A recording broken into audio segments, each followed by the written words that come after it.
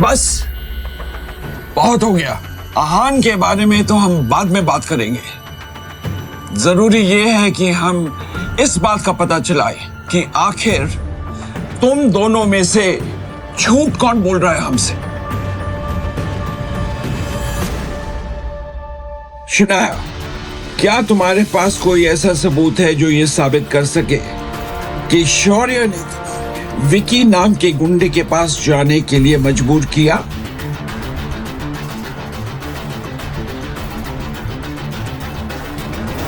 है कोई सबूत? दादाजी, ये सब इस शनाया का किया धरा है। आपके फैसले से नाराज होकर उसी ने ये सब किया है।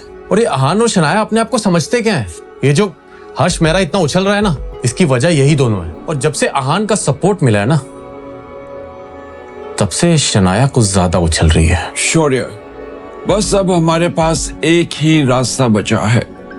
आपका मतलब है कि शनाया को... वैसे आप विकी के अड्डे पर पहुंचे कैसे? आप वहां क्या कर रहे थे? शनाया ने आहान से सवाल करते हुए कहा। जैसे ही आहान ने अपनी वाइफ की ये बात सुनी, वो दंग रह गया। आहान ने इस बारे में तो सोचा ही नहीं था। वो विकी के अड्डे के पास ही प्लाजा बार है ना, वहां मेरे कलीग की एक शादी होने वाली है, तो पार्टी वहीं देने के लिए कहा था, तो वहीं जा रहा था। और शौर्य को अंदर से आते हुए देखा तो मुझे शक हो गया। ओके, तो आपने अंदर आकर मुझे अकेले उन गुंडों से बचा लिया? मैंने पुलिस को कॉल किया था। पुलिस के बारे में सुनकर शनाया को आहान पर यकीन हो गया था। आखिरकार आहान की जान में जान आ गई।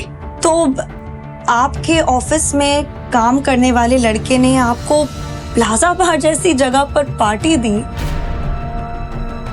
वो इतना खर्चा कर सकता है? शनाया बहुत स्मार्ट थी और जितना आहान की सैलरी थी उससे 5-10 हजार ज्यादा खर्चा प्लाजा बार जैसे जगह पर एक वक्त के खाने और ड्रिंक्स पर होता था। इसलिए शनाया का सवाल लॉजिकल था। जी सही है, खर्चा तो हम कर ही नहीं सकते। शनाया जानती थी, इसलिए वो अब सवालिया नजरों से आहान की तरफ देखने लगी। ऑफिस से वाउचर्स मिले थे, इसलिए हम वहां गए थे। अब तो शनाया के पास सवाल करने की कोई जगह ही नहीं बची थी, इसलिए उसने हाँ में सर हिलाया और जाकर डाइनिंग टेबल पर बैठ के अपने खाने का इंतजार करने लगी। आहान खाना बनाने पर फोकस करने लगा।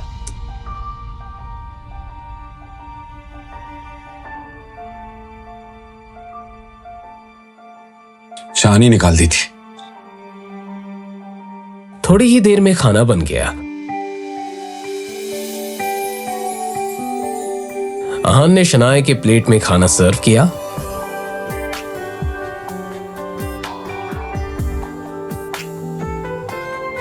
आप सोते वक्त खराटे लेती हैं शनाया? आहान की बात सुनकर शनाया हैरान रह गई।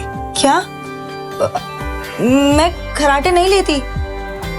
और वैसे भी आपको कैसे पता? आप झूठ बोल रहे हैं। मैं झूठ बोल? कल रात हम साथ में सोए थे और आप इतनी जोर जोर से खराटे ले रही थी कि काफी देर तक तो मुझे नींद नहीं आई। ये आहान खराटों के बारे में क्यों बात कर रहे हैं? मुझे बहुत ही ऑकवर्ड फील हो रहा है। हाँ, अब यही रास्ता है। क्या कल रात को हम साथ में सोए थे? जैसे ही ये बात बाहर आई, आहान की बोलती बंद हो गई। अपने घबराए हुए पति की ऐसी हालत देखकर शनाया को जोर जोर से हंसने का मन कर रहा था।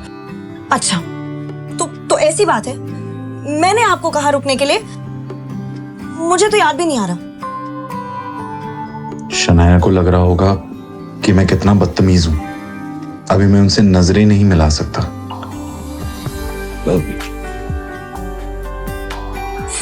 वो मैं हलवा बनाना भूल गया। मीठे के बिना तो खाना अच्छा भी नहीं लगेगा। आप आराम से खाइए, मैं अभी हलवा लेकर आता हूं। अपनी बात कहने के बाद आहान तुरंत किचन की तरफ चला गया। उसे ऐसे जाते हुए देखकर शनाया की हंसी छूट गई। खिलखिलाकर हंसने के बाद शनाया ने अपने आप से ही कहा, ये आहान भी ना, इन्हें चिढ़ाने में एक अलग ही मजा आता है। जहां एक तरफ आहान और शनाया के घर में हंसी मजाक का माहौल था, गिल कंस्ट्रक्शन की हवा में एक अलग ही टेंशन थी। स्प्रिंग कंस्ट्रक्शन से आने के बाद शौर्य और नीरज की हालत गुस्से और चिढ़ से खराब हो रही थी। इस हर्ष मेहरा की हिम्मत तो देखो। मुझे लगता है कि उसे ऐसा करने के लिए किसी ने उकसाया है, या फिर वो किसी वजह से ऐसा कर रहा है। हर्ष मेहरा एक बहुत ही होशियार बिजनेसमैन है, वरना वो रायजादा खानदान में काम नहीं कर रहा होता। पता नहीं वो हमारे साथ ऐसा क्यों कर रहा है। अगर ऐसी बात है तो हमें कानून की मदद लेनी चाहिए।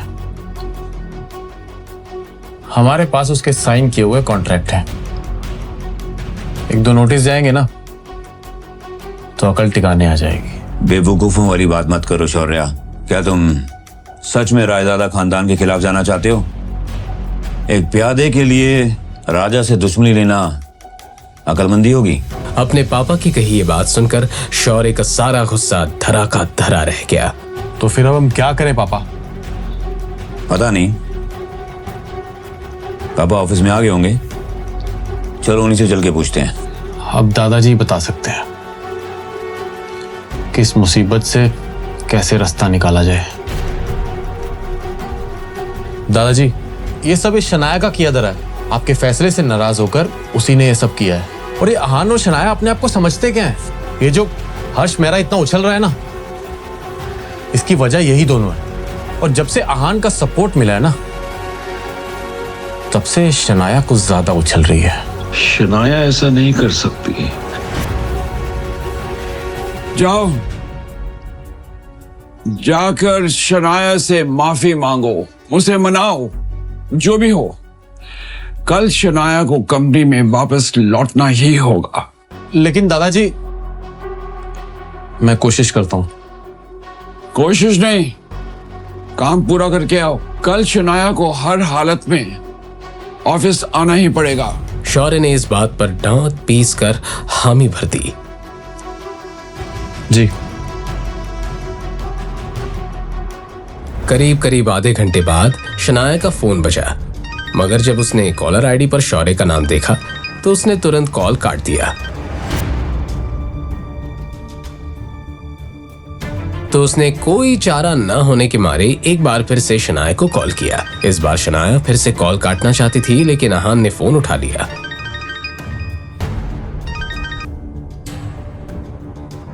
क्या बात है? शनाया कहाँ है? मुझे उससे बात करनी है। अहान को ऐसे ही किसी जवाब की उम्मीद थी। सो रही है। अरे तो उसे जल्दी उठाओ, मुझे उससे बहुत जरूरी बात करनी है। शौर्य की बात के जवाब में अहान ने बिना कुछ कहे कॉल काट दिया। दूसरी तरफ से बज रही बीप को सुनकर शौर्य गुस्से से तिलमिला उठा। अरे बेटा, एक बार फिर फोन कर ले।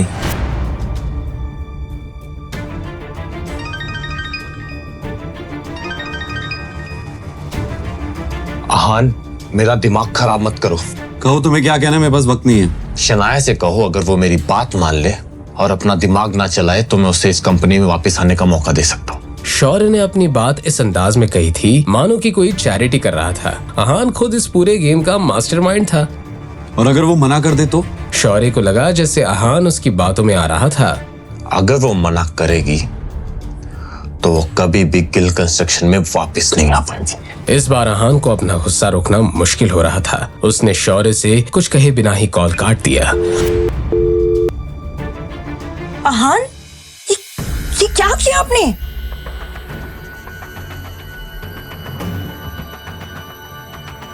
क्या शनाया अहान से नाराज हो गई थी? अब अहान उसे कैसे मनाएगा? क्या होगा शौर्य और नीरज गिल का अगला कदम? जानने के लिए सुनते रहिए पॉकेट एफएम।